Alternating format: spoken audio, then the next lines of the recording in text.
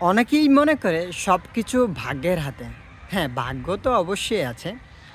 মনে করেন আল্লাহ আপনার জীবনে হঠাৎ করে একটা সুযোগ এনে দিল এবং এই সুযোগটা কাজে লাগানো আর না লাগানো সম্পূর্ণ নির্ভর করবে আপনার পরিশ্রম এবং আপনার চেষ্টার উপরে।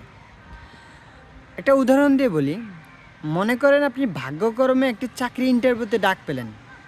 কিন্তু আপনি যদি প্রস্তুতি না নেন, নিজের যোগ্যতা বাড়াতে না পারেন, তাহলে কি আপনি চাকরিটা পাবেন? কখনোই না। সফলতা কখনো শুধু ভাগ্যে আসে না।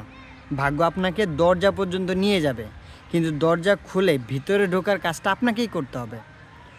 প্রকৃত সফলতা আসে তখনই যখন আপনি সুযোগকে গুরুত্ব দিয়ে, পরিকল্পনা করে, মন প্রাণ দিয়ে চেষ্টা করবেন।